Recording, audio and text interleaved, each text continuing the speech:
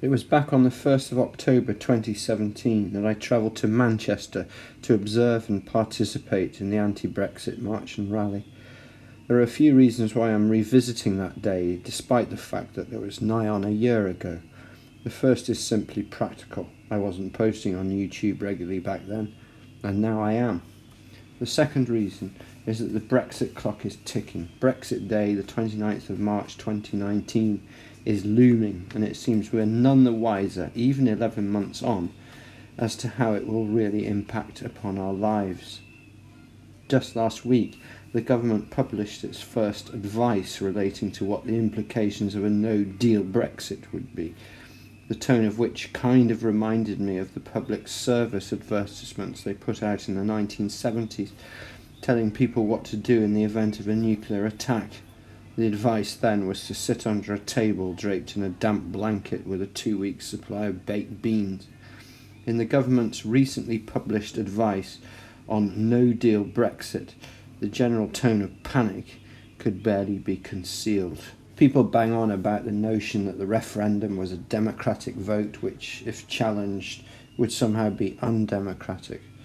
But my argument has always been that you can't have a democratic vote on something about which nobody knows the outcome.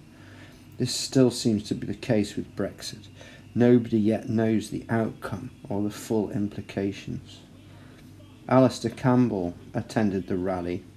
Here he is playing Ode to Joy and a bastardised version of When the Saints Go Marching In on the Bagpipes.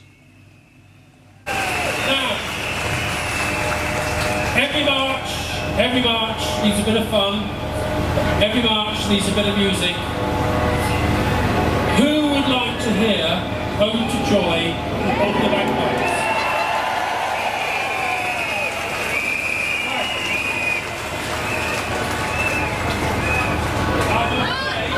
I will play Ode to Joy on the Bagpipes. After I've finished Ode to Joy on the Bagpipes, I'm going to start another tune. You will recognise the tune instantly as When the Saints Go Marching In. If the technology is working, alternative words will appear on that screen. I will at this stage only give you the first line. Boris Johnson is a cock. If you don't like swearing and it's Sunday, you can say clown, but do say. There is then a second verse which starts, we must stop this Brexit now. Okay? So here we go. Thank you for listening. Enjoy the march.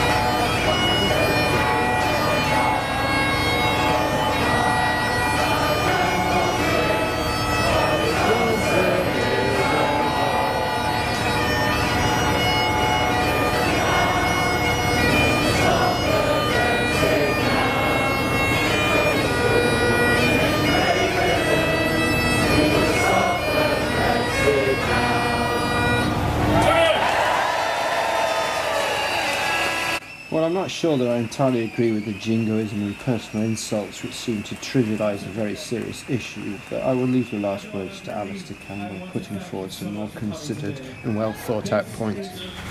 We knew very little about what Brexit would look like. Now we're beginning to know more.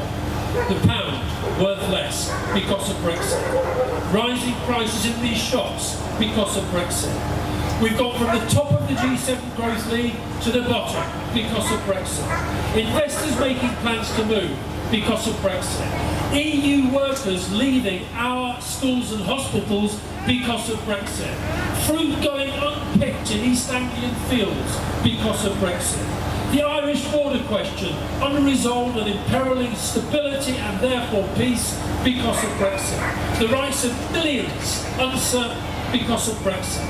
And the most complex negotiations ever in the hands of the Tory cabinet, incapable for meeting for 5 minutes without splurging their differences through the media to the other side of the negotiation table.